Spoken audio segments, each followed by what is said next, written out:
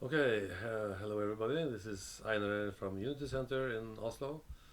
Today I'm going to interview Gary Mannion. He has been at the house many years here and done a fantastic job with healing. And on Monday here we had a demonstration with people coming from the audience.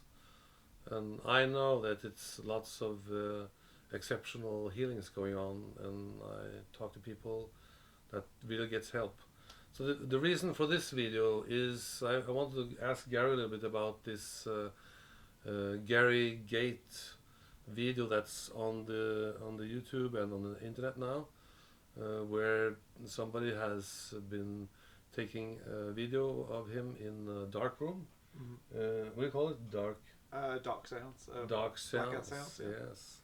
Yes, and it's if you just look at the video, you think at once that this is, of course, this is super fake. But I know Gary is a very honest guy. I know he's doing a very good job. I've seen myself. And I'm wondering what really happened at this seance at you call this Mannion retreat? Annual retreat. Yeah. Mannion retreat in England? Yeah, England, Essex. Yeah, and there. At Kent, sorry. Yeah, there was. You can also go in and look for Gary Mannion, Gary Gate, and you'll see the video itself. And it looks like it's fraud. It shows that Gary is a fraud and everything. But I have to know what really happened there. Sure. So the video captures, from my opinion, the video captures spirit using my body out of the cabinet. You don't really remember anything. I don't have any conscious memory of it. No. What I do know is from the night in question, having spoken to people on the night after the seance, as well as the video testimonials we had on the night, a lot of stuff was experienced by the sitters, which you don't see on the camera. When we asked the spirit world about it, they've said that we utilize the medium's body. They're not saying that they haven't taken me out of the cabinet. They're saying they have, but there's a lot that happened that night which isn't shown on the camera. So anyone who's looking at just the camera, yeah, it looks terrible. Sadly, we also aren't being given the audio of the night, which would also probably have the spirit world probably explaining what they were doing, but the centre won't give us the audio. So it was a kind of a setup, which then kind of kick-started this whole truth campaign for physical mediumship by a lot of people who aren't physical mediums, but that only seems to apply to mediums that they choose, not mediums they don't want to choose. So it's split across the board. So the video looks bad, but a lot happened that night, which we have testimonials from afterwards saying what happened, but you don't see on the video. No. Which is the nature of energy. When you're working with things like photoplasm, a lot of it doesn't get picked up by camera. What did you experience after this? Did you get lots of hate mails and things like that? But this video's been shown, lots of people have seen it.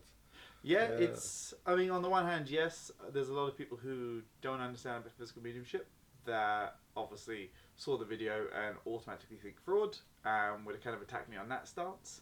I had a lot of centres that I work with my healing that were contacted and threatened, if you keep having Gary here working with healing, then you must be fraud as well, and we'll attack you. So a lot of places dropped me. So I got a lot of slack, I got a lot of harassment, and then I had this whole kind of campaign against me where it was all very one-sided, which is still going on even recently, with things like the Psychic news, all keeping it very one-sided, reporting what they want to report, and not the whole story. On the other side of it, it's actually been really good for me, because as far as my physical mediumship goes, it's made me go back to my home circle, and we're getting a lot of phenomena now. We're getting a lot of seances in full light from beginning to end, which we've got recent reports with. We've got to use thermal cameras.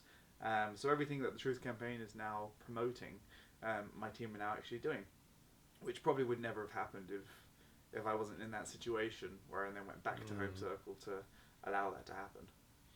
Okay, so but you personal, how did you feel about this? It was definitely a shock to me. Also the effect it had, where the way people reacted.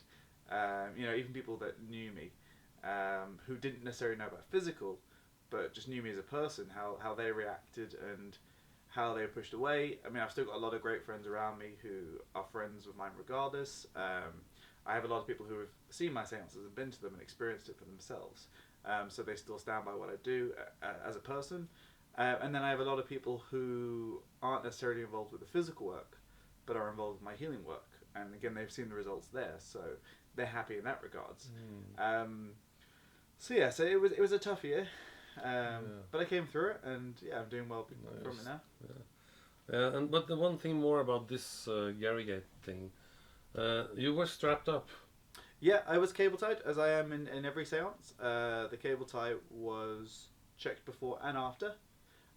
They were not tampered with. They had not been removed. So no one was drawing attention to that. When it comes to a seance, if spirit wants to take a medium out of the cabinet, then cable ties or anything like that isn't going to stop them. They can, one phenomenon they'll often demonstrate is matter through matter, where they'll remove an item of clothing or they'll remove the cable ties, and they've done this with many mediums throughout the years. It goes again to the spirit world says they were in control. So if they want to take me out of cable ties, then they'll take me out of cable ties. What we've been doing in recent seances with the cable ties is, as well as being tied up, we have them taped as well, so that you can see at the end the tape has not been tampered with.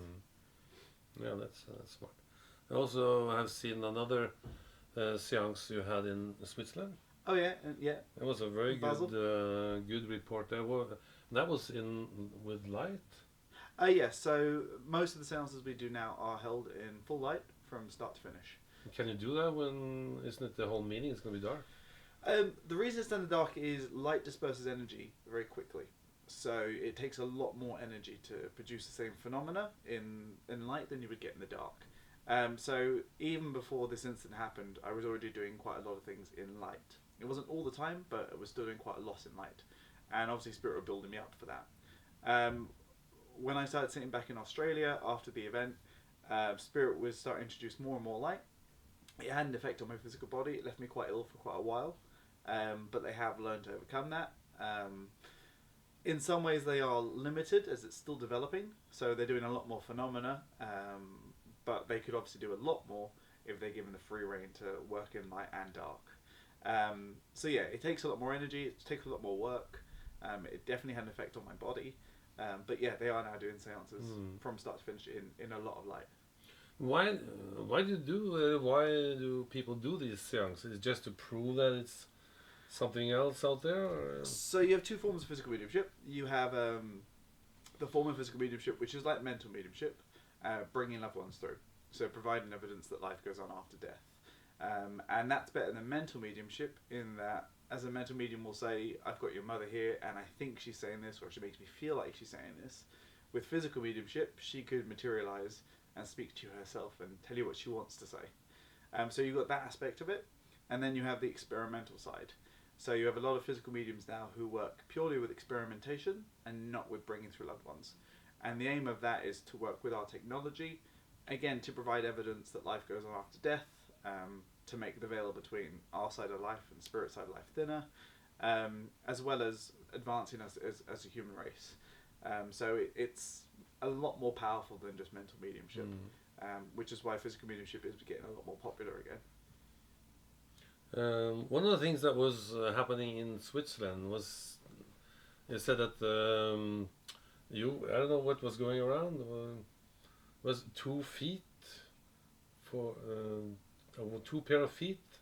Okay, yeah. So a phenomena that reading the reports and what I've been told, what they have been attempting a lot is, so ectoplasm is actually black. When it's first produced, it is black. It doesn't have any light in it. When it absorbs the light from the room or from the object, it then becomes white or self-luminous. So in the seances, the spirit world have tried to show people both black ectoplasm and white ectoplasm. So one of the things that they've been attempting is they'll produce a pair of child's legs that will either move around, walk around, and they'll put it in between my legs so that you can see that my legs are there, I'm still tied up, and then you've got these additional legs. And they'll often do that with the black or white ectoplasm. But something was spinning around. What was that? So I know of the seance we did recently. We had a big wooden cabinet. What's the cabinet? So a cabinet is just basically an area where a medium will sit to build power. Okay. So traditionally, the one we used recently was a big wooden cabinet. So it's like 4 wooden doors basically put together. I often use a pop-up tent. I know people that will just put a curtain in the corner of the room. It's just basically an area for energy to build. And then when they take the phenomena out of the cabinet, they will keep the majority of it in the cabinet to protect the medium. Because light can also be harmful if you're working with things like ectoplasm. Because it's dispersing the energy, it can create friction. And then a lot of mediums who have died in the past with it because of friction burns or because of third-degree burns. So yeah, the cabinet is just an area to basically protect the medium. Okay. Well. Okay. I don't know if this convinces people, but it sounds like you have to believe in the spirit world to believe that something special happened there. Yeah. Especially if you say you don't remember anything. The spirit world is using your body and they can do what they want with it. Yeah, I mean, I started mainly with the healing side. I was known mainly for the psychic surgery before I got into the physical. And even, with my psychic surgery, there was a lot of people who didn't understand it, didn't think it was possible. So, I did 5.5 years of research with that to prove that what I was doing does work.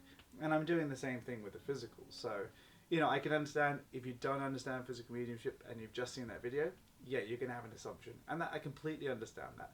What I would say is, in regards to my work, keep my healing work and my physical work separate.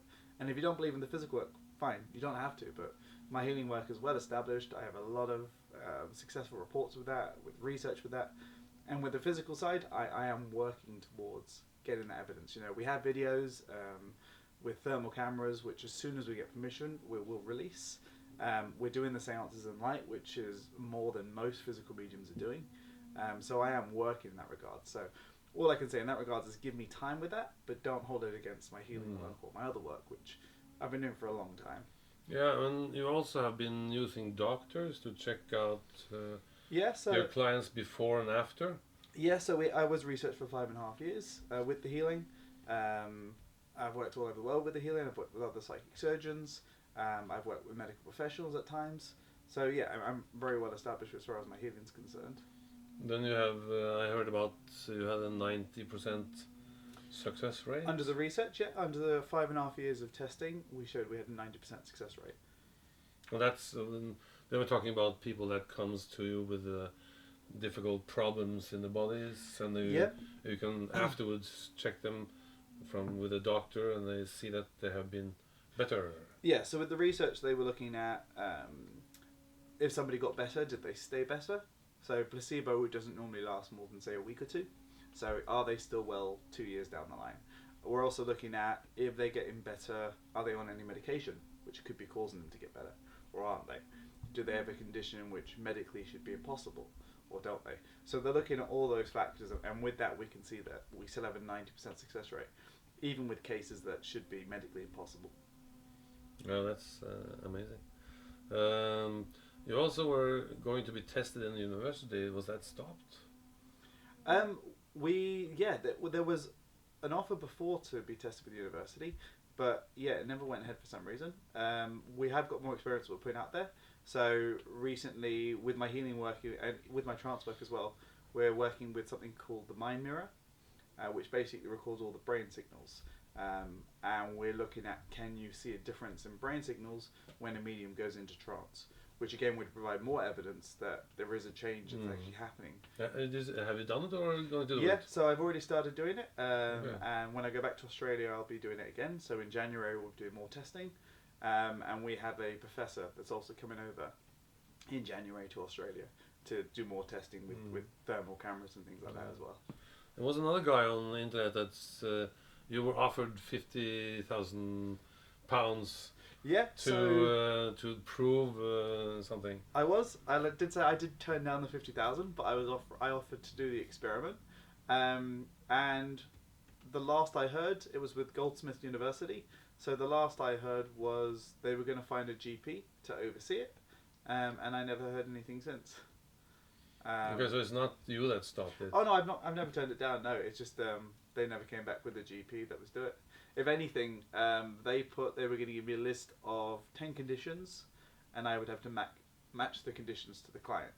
And the researchers that were working with me at the time said, well, we can make it harder than that. Don't give him a list. Get him to tell you. But yeah, I've not heard back since. That was a little while ago, actually. But it is an experiment we definitely like to try. Yeah. Okay. You're in the middle of having clients, so we only have a few minutes left. Of course. We usually end up. I think we have covered most of the things I was interested in. As I told in the beginning, we have another video we took for I think 5 years ago. It's 10,000 clicks on it. There we have more. Gary explains a little bit more how he's working and how Abraham that works through him, how he is working. And I was in one of his demonstrations where people felt that somebody was inside their body doing things, and most of them got very, especially immaculate, they got much better afterwards. So I've seen it for myself and talked with people. So your healings, I think it's very, you have good testimonials from that. Yeah. I also looked at lots of testimonials on one of your websites, videos from people, and there are also lots of testimonials about very good reactions. Yeah, I mean, I've been going for 11 years now with the healing. I wouldn't still be doing it if I wasn't getting results. No, you don't. Of course, nobody would come to either. Yeah. After But 11 years. I wonder about what do you charge for a healing in the UK? In the UK, it is between 25 to 30 pound. Here in Norway, it's 600 NOK, I believe. Cool, yeah. And I've got clinics all throughout, really. Yeah, that's not really much.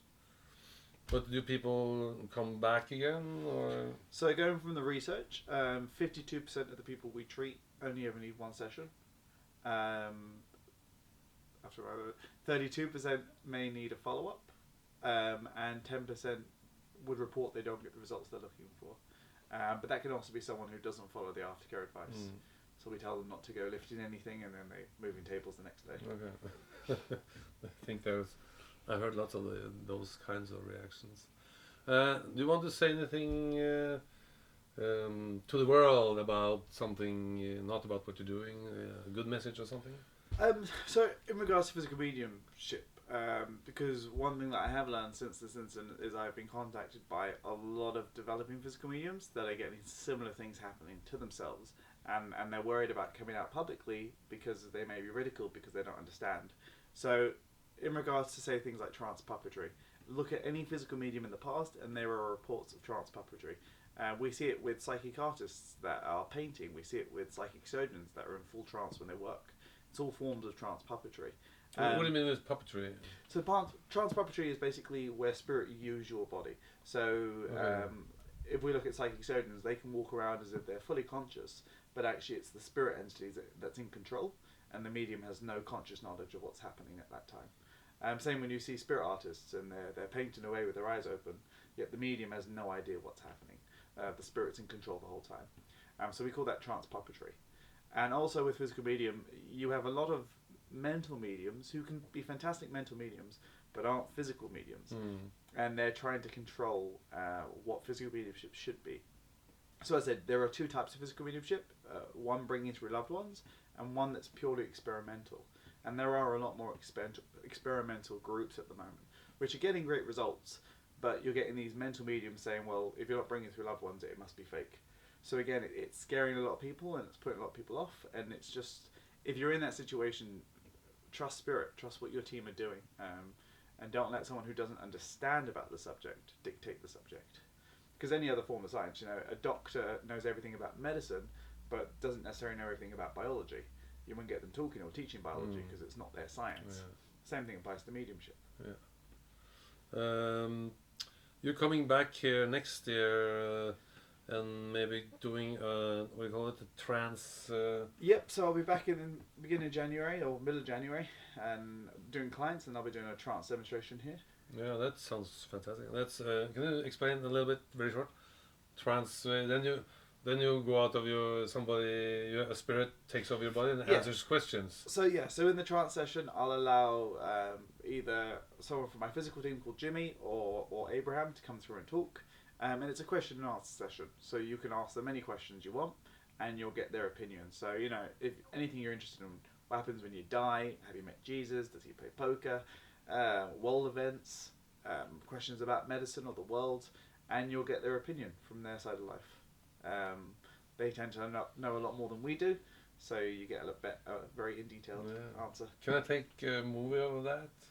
Yeah, that's fine. That's fine with me. Yeah, okay. Okay, well, thank you.